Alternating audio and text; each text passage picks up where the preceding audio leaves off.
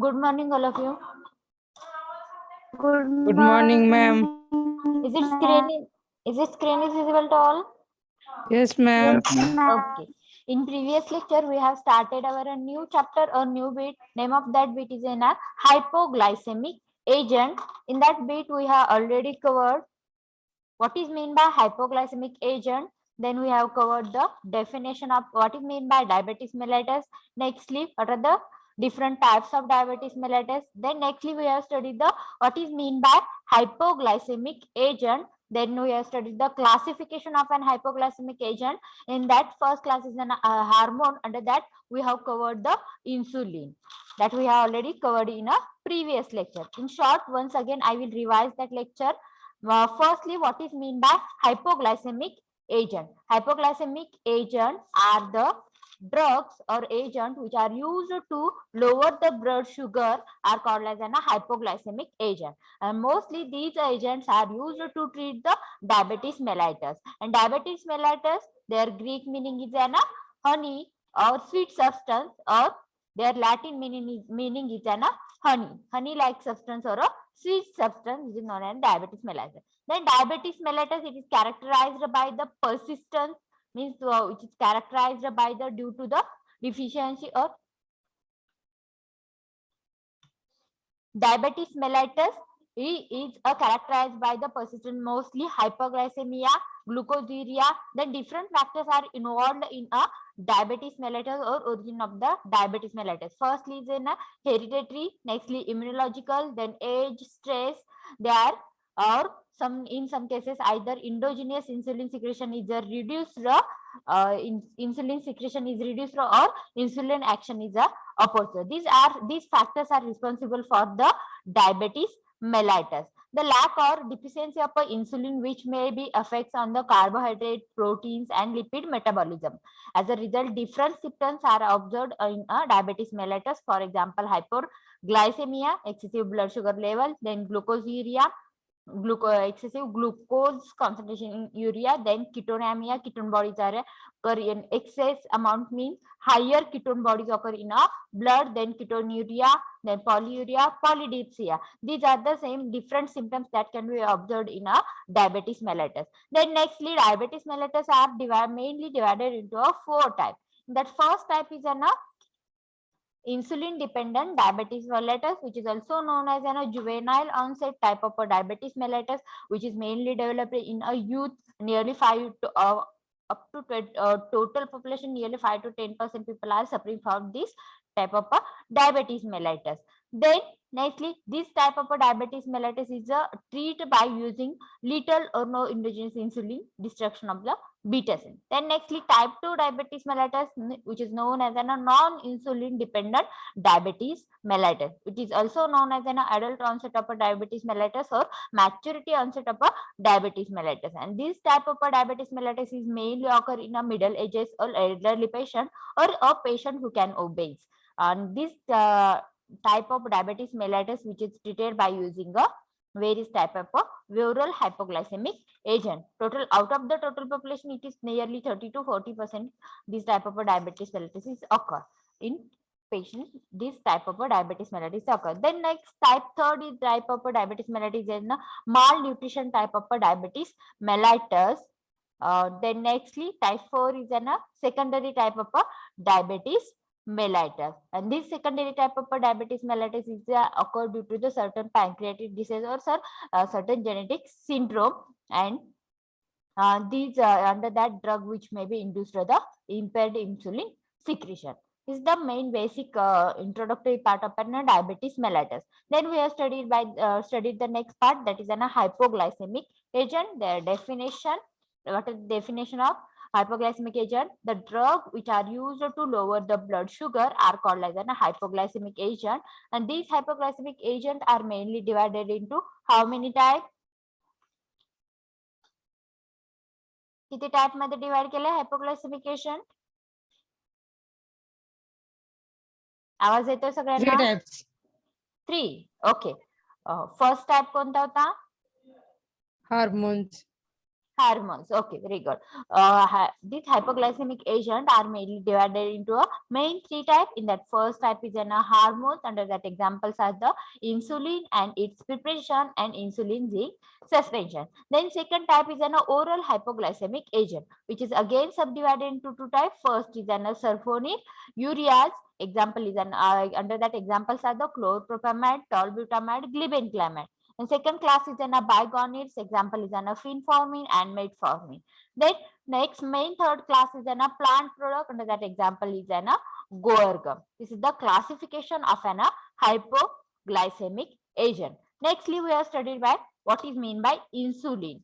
Insulin, it is an hormone which can be produced by the beta cells of islets of Langerhans of a pancreas, and which containing mainly polypeptide containing nearly 51 amino acids, and these amino acids are arranged into a two chain. First chain is a chain A and second is a chain B. Then nextly chain A containing nearly 21 amino acids and chain B containing nearly 30 amino acid, and these two chain A and chain B, which can be arranged or which can be linked or which can be connected by using a disulfide bridge. And if we have separate that disulfide bridge, or if we have breaking that disulfide bond between the chain A and chain B, then it makes the insulin totally inactive. Then nextly we have studied the firstly, this insulin was isolated in 1921, and it is an hormone mostly secreted by the islets of Langerhans. Then nextly their synthetic source काय आहे तर mostly source of insulin is an pancreas of a pig and ox. The next source कोणता होता इन्सुलिनचा?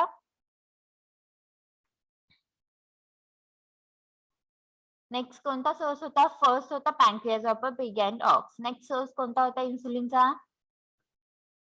Animal source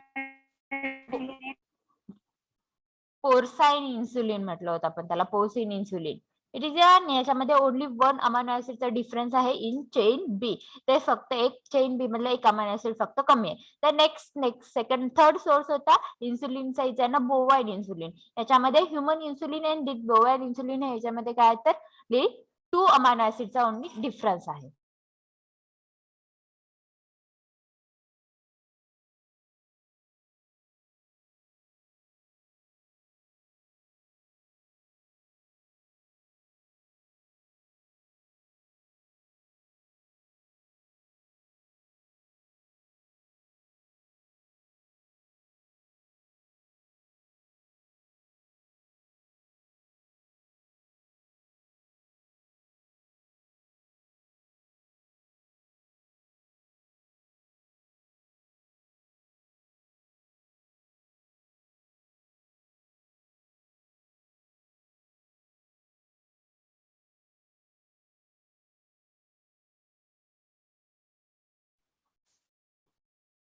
Next, sources of insulin. First, pancreas of a pig and ox. Next, porcine insulin. Third, bovine insulin. Slightly difference in bovine insulin and human insulin is a difference between only two amino acid. One amino acid is less in chain A and chain B. How many amino acids are present in chain A? 21. 21. And chain B? 30. 30. Okay. In bovine insulin याच्यामध्ये काय तर जे chain A मध्ये 20 amino acids आहेत and chain B मध्ये which containing 29 amino acid, and this insulin is produced by either enzymatic modification or rDNA technology, by using the rDNA technology. This is mostly these insulin are prepared. First animal source, then human biosynthesis source. In that they are prepared by using enzymatic modification or rDNA technology. According to that, these insulin are prepared. Then nextly we have studied the properties of insulin. Firstly, color of insulin is a white powder. Then nextly, which is solubility, which is slightly soluble in water and which is dissolved in a dilute solutions of mineral acids. Then next, it is also soluble in a alkali hydroxide, in which it is hydrolyzed. Then it can be inactivated by the proteolytic enzyme. It can be inactivated by the proteolytic enzyme. Proteolytic एन्झाइमच्या contact मध्ये आल्यानंतर ते इनएक्टिव्ह आहेत. जेव्हा आपण insulin आहे आपण orally का देत नाही, त्याचा पॅरेंटल रूट का देतो, जेव्हा proteolytic enzyme, proteo means protein, lytic means lysis means they can break down the protein, जे प्लस काय तर आपण जेव्हा इन्सुलिन ओरली दिला जर गॅस्ट्रोइंटेस्टायनल जे त्याच्या कॉन्टॅक्ट मध्ये आल्यानंतर काय होतं तर त्याचं डिग्रेडेशन होतं आणि तो इन्सुलिन आहे तो इनएक्टिव्ह फॉर्म मध्ये तयार होतो. हेच आपण त्याला काय करत नाही, त्याचा ओरल रूट देत नाही. We have using parenteral route. आपण सबक्युटेनियस रूट पॅरेंटल रूट फक्त आपण रेफर करतो इन्सुलिन देण्यासाठी. Nextly stability and storage condition of an insulin. Insulin is sensitive to the heat and light, hence it is stored in a tightly closed light resistant container and temperature should be below 8 degrees centigrade, but it should not be freeze. It should not be freeze. हे पण लक्षात ठेवायचं याच्यामध्ये, ते fridge करायचं नाही. फक्त काय कहते it should B stored in a below temperature below 8 degree centigrade. and if insulin is injected is stored in, जे इन्सुलिन म्हणजे मल्टिपल डोस इन्सुलिन आहे त्याचं कंटेनर आहे नियरली 8 to 20 डिग्री सेंटीग्रेड, याच्यामध्ये ते स्टोअर केलं जातं. मल्टिपल डोस कंटेनर आहेत ते नियरली. अँड देन नेक्स्टली बघा, it should not be allowed to freeze. Freeze फक्त करू नाही, it should not be allowed to freeze. Then nextly label of the container should be bear. जे label container जे label आहे insulin preparation of insulin जे container आहे the label of a container it should be bear number of units per minute. किती इन्सुलिनचे units आहेत per ml, number of units per ml.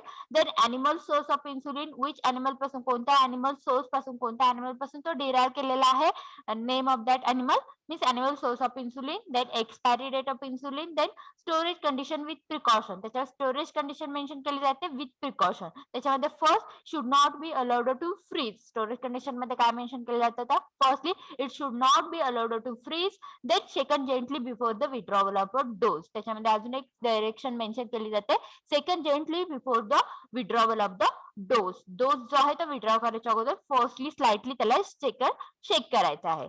These are the label container should be bear means labeling conditions आहेत, label मध्ये हे सगळे include असले पाहिजे. Then nextly uses of insulin to control the diabetes mellitus. Mostly insulin dependent diabetes mellitus, only insulin dependent diabetes mellitus. Non insulin dependent diabetes mellitus आपण कसं treat करतो, by using which drug, oral hypoglycemic agent. Okay very good. Oral oral hypoglycemic. Hypoglycemic agent use करून आपण non insulin dependent diabetes mellitus treat करतो. जो insulin dependent diabetes mellitus आहे तो treat करण्यासाठी mostly this insulin are used. Then it can be also used to regulate the carbohydrate metabolism. It can be also used to treat the hyperkalemia. Then it can be also used as severe ketoacidosis and a diabetic coma. In that case, this insulin are used. Then nextly formulations of a insulin. Mostly insulin we have given by parenteral route only. In that first dosage form of insulin is a insulin injection. Second neutral insulin injection. Third biphasic insulin injection. Next globin zinc insulin injection. Fourth sopen isofen zinc insulin injection. The next protamine zinc insulin injection, insulin zinc suspension. These are the some dosage form or formulation or marketed preparation of an insulin. Then nextly their brand name. First is an Alipro, Aspart, Glulicin. Then nextly other Mixtard, Ultra. Other other brand name of insulin is an Mixtard, Actrapid, Apidra. These are also some brand names of an insulin or Humalin, Novalin, Apidra, Mixtard, Actaprid. These are the some also brand names of insulin. This is the basic information that we have already covered in a previous lecture. In shortly, I will revise that. Okay, up to this, if anyone having any doubt. No, ma'am. No, ma'am.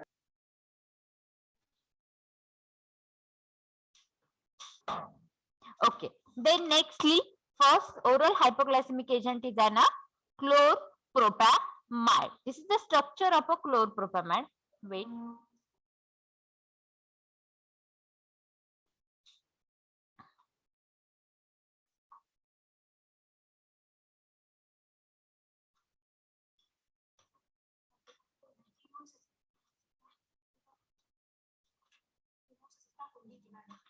How?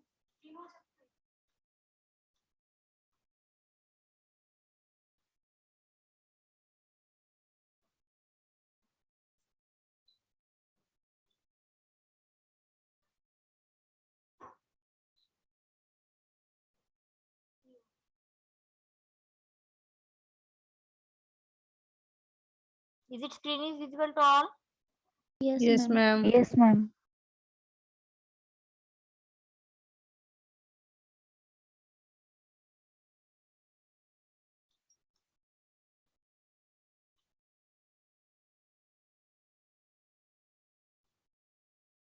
Next, first drug oral hypoglycemic agent is an chlorpropamide. Nextly, there is structure. This is the structure of a chlorpropamide. Then आता structure त्याच्यानंतर nextly त्याच्यामध्ये काय येतं त्याचा chemical name. आता chlorpropamide तर name it self indicate त्याच्यामध्ये काय काय आहे हे ते नेम जे आहे ते काय करतं सांगते याच्यामध्ये क्लो for chlorine this is a chlorine त्याच्यामध्ये आहे. त्याच्यानंतर नेक्स्टली प्रोपामाइड मीन्स अमाइड पण आहे याच्यामध्ये प्लस त्याच्यामध्ये अमाइड किंवा आपण सल्फोन्युरिया किंवा युरिया मायटी त्याच्यामध्ये प्रेझेंट आहे. माइनफर आहे urea mighty mostly.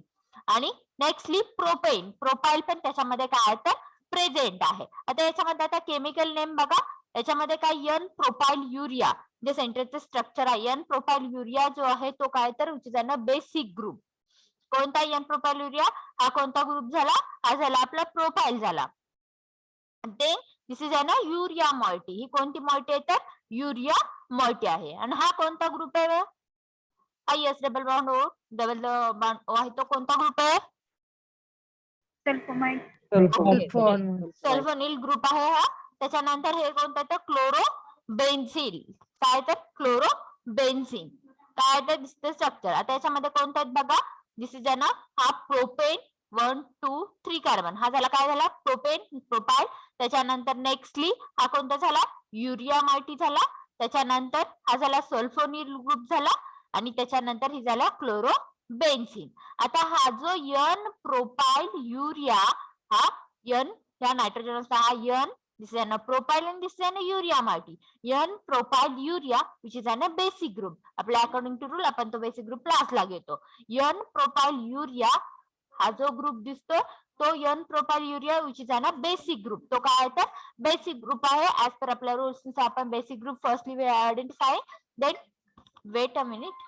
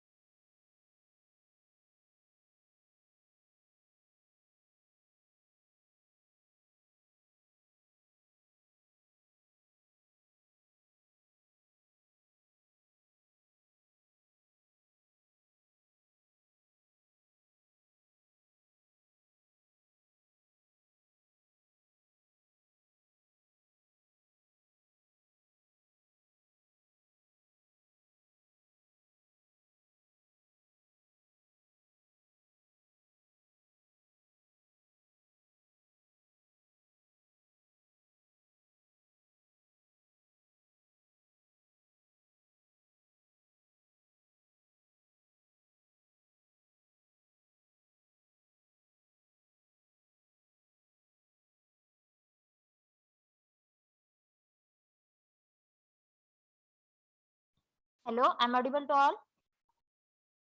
Yes, ma'am.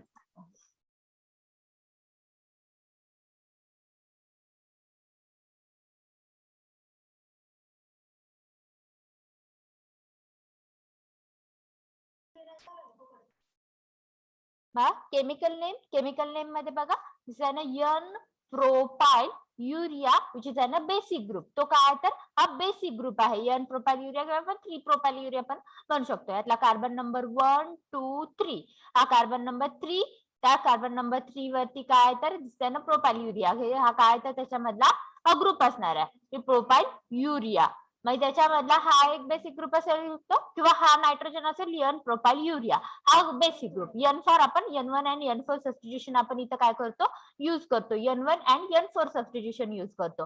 Otherwise आपण काय करतो ऍज पर अवर ह्याच्यानुसार आपण कार्बनचे नंबरिंग देतो 1 2 3 असेल तर 3 प्रोपाइल युरिया हे काय त्याचा बेसिक ग्रुप, तो आपण काय करतो लास्टला ग्रुप पुटअप करतो. त्याच्यानंतर नेक्स्टली काय तर त्याच्यामध्ये काय असणार आहे तर इथं काय तर डायरेक्टली आता फक्त आपल्याला परत नेक्स्टली ह्या बेन्झीन रिंग कोणती आहे त्या बेन्झीन रिंग वरती काय करायचं आहे तर त्याच्यावरती कोणत्या पोझिशनला तो सबस्टिट्यूट प्रेझेंट आहे तो आपल्याला आयडेंटिफाय करायचा आहे. मग हा नायट्रोजन आहे, या नायट्रोजन वरती काय तर ही पॅरा क्लोरो बेन्झीन सल्फोनिल ही ग्रुप काय तर त्याच्यावरती तो प्रेझेंट आहे. पॅरा कोणता ग्रुप प्रेझेंट आहे तर पॅरा क्लोरो बेन्झीन सल्फोनिल हा ग्रुप काय तर याच्यावरती प्रेझेंट आहे.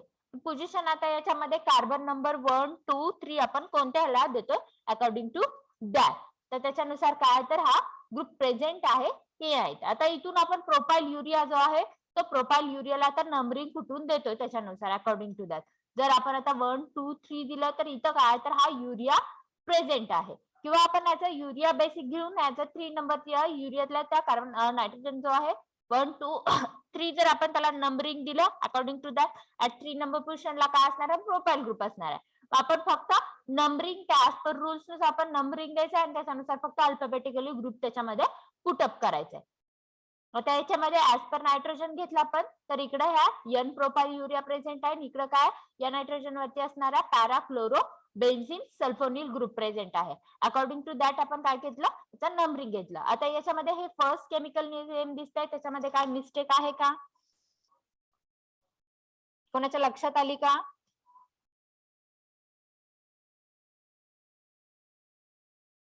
Hello, I am audible to all? Yes, ma'am. हा, काय करेक्शन आहेत का?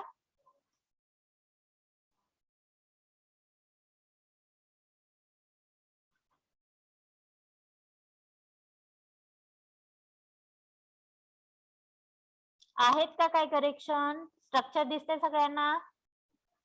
Yes, ma'am. Yes, ma'am.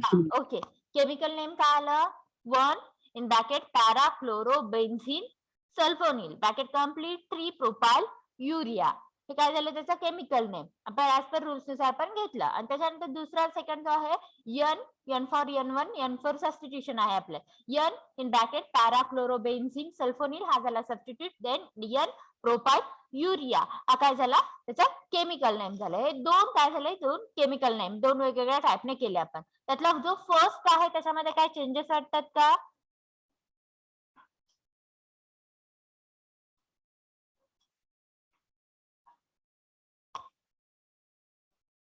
आहेत का काही चेंजेस?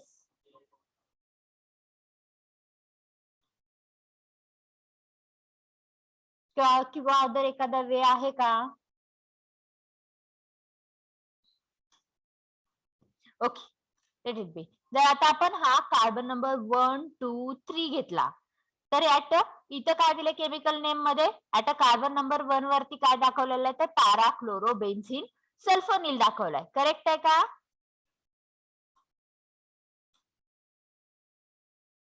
आवाज येतो सगळ्यांना? Yes, ma'am. Yes, ma'am. Okay, आता याच्यामध्ये काय हा जर प्रोपाइलला आपण नंबरिंग दिलं तर काय होतंय तर आपल्या याच्यानुसार काय होतंय तर इथं कार्बन नंबर 1 यायला पाहिजे का 3 यायला पाहिजे? या डायरेक्शननी नंबरिंग दिलं तर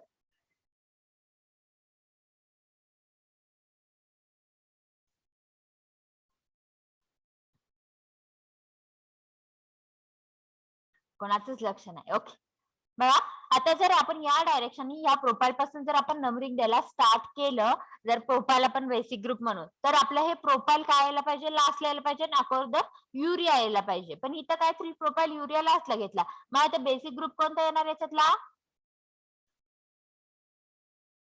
Profile. Propyl. प्रोफाइल येणार या युरिया? Urea येणार.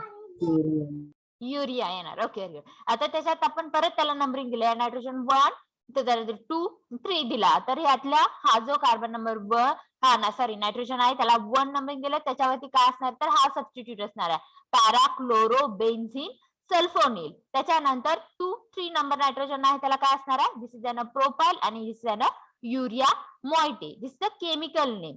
लक्षात आलं का कसं आलं ते अगोदरचं सगळं विसरा ते कन्फ्युजिंग होते जर उलट घेतलं तर याच्यामध्ये क्रॉस कनेक्शन प्रोपाइल असला घेऊन. पण आता याच्यामध्ये बघा फर्स्टली सगळं विसरून त्याच्यानंतर नेक्स्ट काय हा 1 2 3 घेतला आपण तर त्याच्यातल्या तर 3 नंबर पोझिशनला हा प्रोपाइल त्याच्यानंतर त्यातल्या 1 नंबर पोझिशनला दिस इज पॅराक्लोरोबेन्झीन सल्फोनिल. बघा ऍज पर आपल्या रुल्स नुसार आपण नंबरिंग देतो त्याच्यानुसार काय सबस्टिट्यूट आयडेंटिफाय करायचं त्याला फर्स्टली नंबरिंग द्यायचं आणि ते अल्फाबेट प्रमाणे अरेंज करायचं. मग आता याच्यामध्ये 3 प्रोपाइल युरिया बेसिक तो आपल्याला लास्टला घ्यायचा. मग एकच सबस्टिट्यूट राहते ह्यातल्या नायट्रोजन नंबर 1 जो आहे नायट्रोजन त्याच्यावरती काय तर पॅराक्लोरो बेन्झीन सल्फोनिल हा काय तर बेसिक ग्रुप आहे सॉरी हा सबस्टिट्यूट आहे तो आपण ब्रॅकेट मध्ये घेतला कॉम्प्लिकेटेड आहे म्हणून. Firstly nitrogen 1 in bracket parachloro benzene sulfonyl bracket complete then 3 number कार्बनला सॉरी नायट्रोजनला हा कोणता प्रोपाइल युरिया ग्रुप प्रेझेंट आहे हा प्रोपाइल आणि this is an urea. This the chemical name. लक्षात आलं कसं आलं 1 इथला 1 this is an पॅराक्लोरो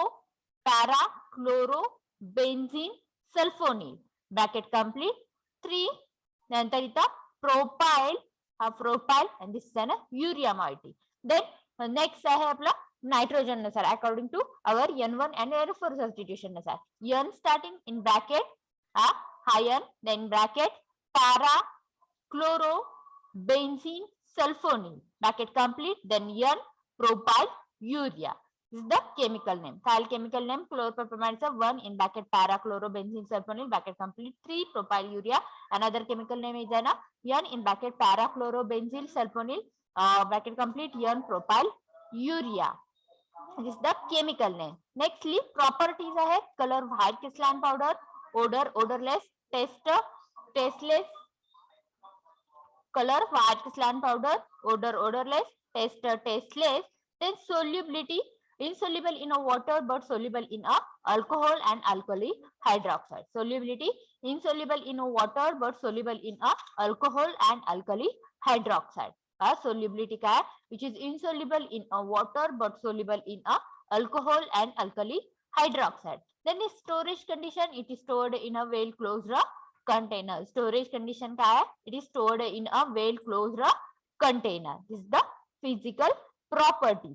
Nextly storage condition same as आहे stored in a well closed container. Then nextly uses काय तर याच्यामध्ये बघा uses आहेत. First use it is used in a non insulin dependent diabetes mellitus. कारण इन्सुलिन डिपेंडंट डायबिटीस मेलायटस मध्ये आपण काय करतो सबक्युटेनियस रूट देऊ त्याच्यामध्ये काय तर सबक्युटेनियस रूट थ्रू आपण काय करतो subcutaneous means parental route through आपण इन्सुलिन बॉडीमध्ये इन्सर्ट करतो. तर हा जो आहे याच्यामध्ये non insulin dependent diabetes mellitus in this diabetes mellitus we have treated by using a oral hypoglycemic agent. जे अदर ओरल हायपोग्लायसेमिक एजंट आहेत त्याचा युज करून आपण हे काय करतो non insulin dependent diabetes mellitus जे आहे ते आपण ट्रीट करतो. Then second use it is used to treat the diabetes insipidus. जो diabetes insipidus it is one type of a diabetes mellitus.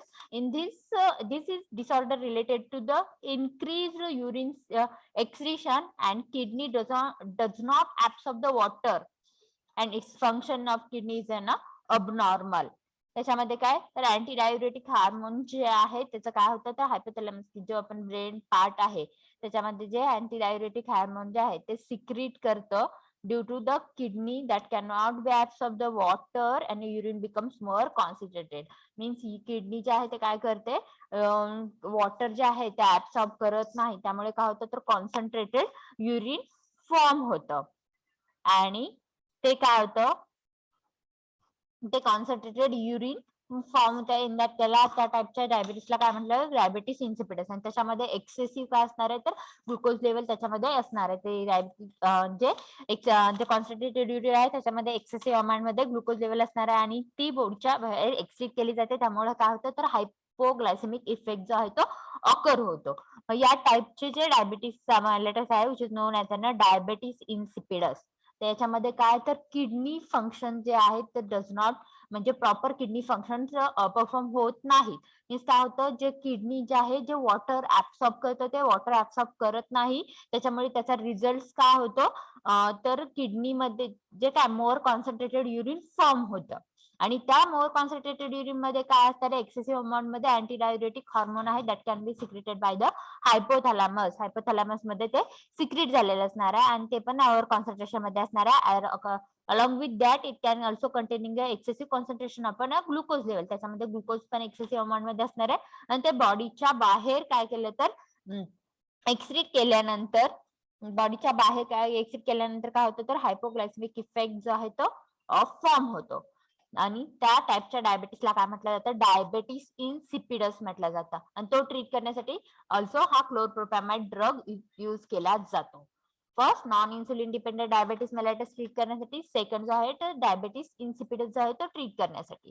Then next their dosage form, first chlorpropamide tablet and nextly brand name आहे त्याचे डायबेटॉल. Brand name काय आहे, डायबेटॉल. Then डायबेटीन, इथे दिसतंय बघा Diabetin, डायबेटॉल.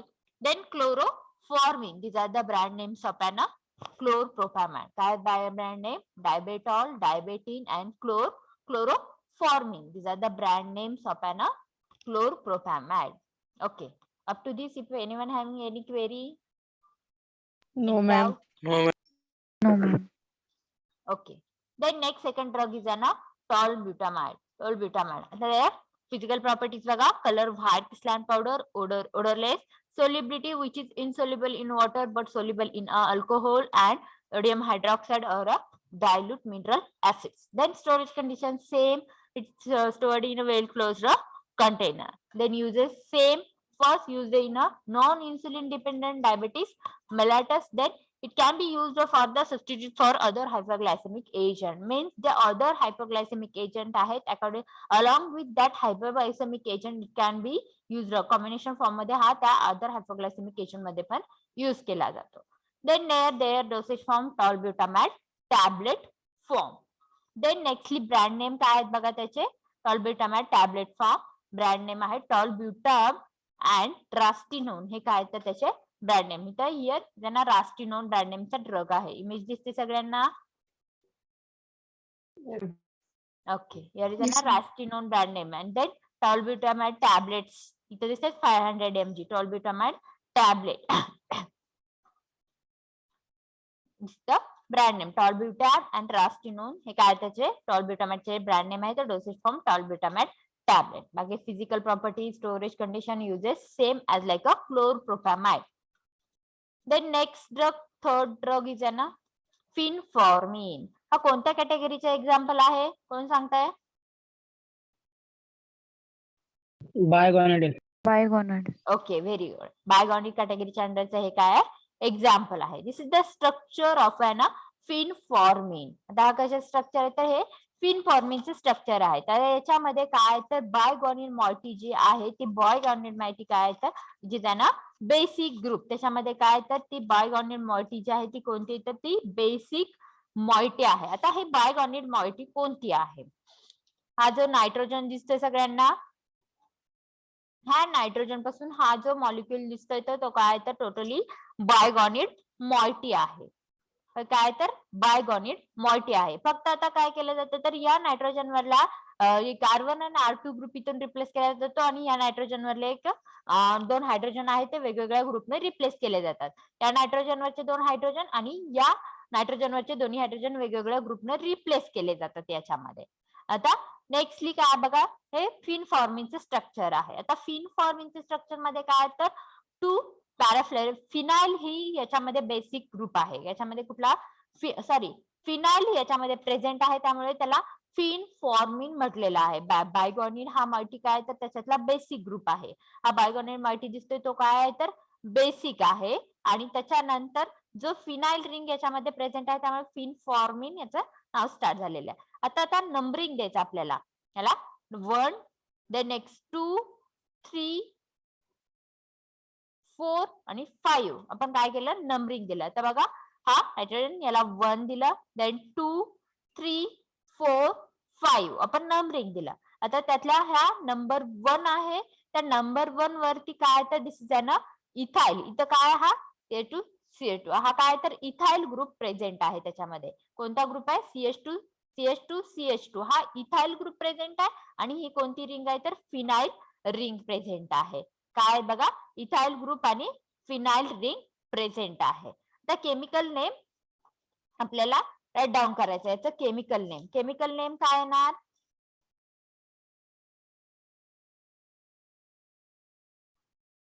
आता याच्यामध्ये पण काय केलेलं आहे तर हा जो आपला इथाइल आहे, इथाइलला पण परत सेपरेट नंबरिंग दिलेला आहे.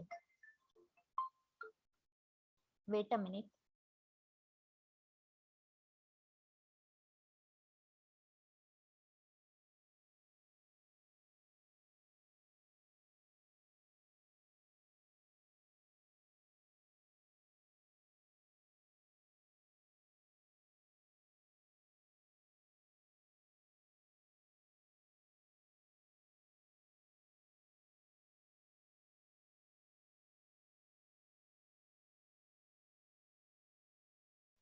तर फिन फॉर्मिंग, आता याच्यामध्ये काय बघा, हा याला आपण नंबरिंग दिलं 1 2 3 4 5, याला नंबरिंग दिलं 5. त्याच्यानंतर ह्यातल्या 1 नंबर पोझिशनला काय आहे तर इथं हा इथाइल ग्रुप प्रेझेंट आहे. मग त्या इथाइलला पण आपण परत सेपरेट नंबरिंग द्यायचं, 1 and 2 त्याला नंबरिंग दिलं. मग आता नेक्स्टली आपला केमिकल नेम लिहिताना स्टार्टिंगला काय येणार आहे, हा 1 येणार आहे. इथला हा नायट्रोजनचा नंबरिंग 1 आल्यानंतर 1, त्याच्यानंतर ब्रॅकेट नंतर काय येणार आहे 2 येणार आहे. कारण हा कार्बन नंबर 1 2 या 2 नंबर पोझिशनला कोणती रिंग प्रेझेंट आहे? फिनाइल रिंग प्रेझेंट आहे. त्यामुळे 1 इन ब्रॅकेट 2 फिनाइल, हा 2 नंबर पोझिशनचा हा फिनाइल, त्याच्यानंतर हा इथाइल आणि दिस इज अ बायगोनेट मॉइटी. हे काय येणार आहे त्याचं केमिकल नेम. काय आलं केमिकल नेम? फर्स्टली आपण नंबरिंग दिलं 1 2 3 4 5. कर्सर दिसतोय सगळ्यांना? Yes, ma'am. Yes, ma'am. Yes, ma'am. 1 2 3 4 5 आपण नंबरिंग दिलं. आता त्यातला हा 1 येणार, त्याच्यावरती हा इथाइल प्रेझेंट आहे. मग इथाइल कॉम्प्लिकेटेड मीन्स इथाइलला परत आपण सेपरेट नंबरिंग देणार आहोत. त्यातला कार्बन नंबरला 1 and 2 देणार आहोत. मग फर्स्टली आपल्याला आता ह्या 2 नंबर पोझिशनला हा फिनाइल रिंग प्रेझेंट आहे. आपल्याला आता काय करायचंय, या नायट्रोजन वरती असणारा सबस्टिट्यूट घ्यायचा आहे. मग त्यामुळे फर्स्टली नायट्रोजनचा नंबरिंग येणार 1, त्याच्यानंतर ब्रॅकेट येणार, ब्रॅकेट नंतर हा इथला 2 दिसताना फिनाइल, इथाइल आणि बायगोनेट. हे काय झालं त्याचं केमिकल नेम. काय आलं केमिकल नेम? 1 ब्रॅकेट मध्ये 2 phenyl ethyl biguanate. Okay, very good. 1 bracket 2 phenyl ethyl biguanate. हे काय आलं त्याचं केमिकल नेम आलं. तर मिस्टेक आणि थोडीशी मिस्टेक झालेली आहे केमिकल नेम. त्यानंतर नेक्स्ट फिजिकल प्रॉपर्टी सेम आहेत. Colour white crystalline powder, odour odourless, taste bitter, solubility soluble in water and in alcohol. The storage condition आहे same, stored in a well close container. Well close container मध्ये काय केलं जातं त्याला store केलं जातं. This is the storage condition. Fin forming, their structure, chemical name, physical property and storage condition. Okay. Then next,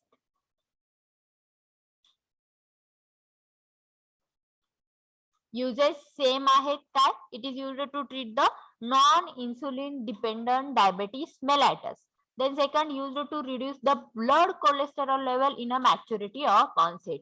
जे आपण बघितलं होतं इन्सुलिन जे आहे त्याचं सिक्रेशन रिड्यूस झाल्यामुळे काय होतं तर बरेचसे काय होतात बॉडीमध्ये चेंजेस होतात. बरेचसे हायपोक्लायरेमिया, हायपोएक्मिया, किटोन्युरिया, बरेचसे काय काय होतात तर त्याच्यामध्ये चेंजेस व्हायला स्टार्ट होतात किंवा बरेचसे इफेक्ट सीन होऊन येतात. मग त्याच्यामध्ये काय होतं तर ब्लड कोलेस्टेरॉल लेवल पण काय होते इन्क्रीज होते in maturity onset type of diabetes mellitus मध्ये. मग तो ब्लड, त्या ब्लड मध्ये असणारा कोलेस्टेरॉल जे आहे ते रिड्यूस करण्यासाठी हा या टाइपचा डायबिटीस मेलायटस या टाइप हा फिनफॉर्मिन ड्रग यूज केला जातो. डोसेज फॉर्म कुठले आहेत तर फिनफॉर्मिन टॅबलेट, ब्रँड नेम आहे सुक्रोनोज अँड बिस्लिन.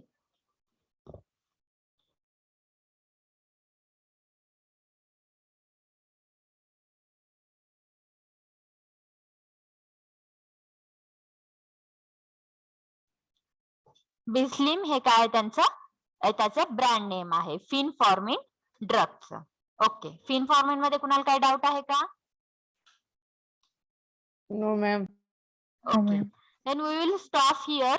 नेक्स्ट लेक्चर मध्ये आपण रिमेनिंग ड्रग जो आहे तो मेटफॉर्मिन आणि इन शॉर्ट मध्ये आपण हे फिनफॉर्मिन, क्लोरप्रोपॅमाइड, टॉर्बेटामाइडला आपण रिवाइज करूया. तर फक्त ग्लिबिन क्लॅमाइड त्याच्यानंतर मेटफॉर्मिन हे ड्रग फक्त राहिलेले आहेत. That can we will study in a next lecture. Okay, we will stop here. Thank you all of you. Thank you for your patience. Next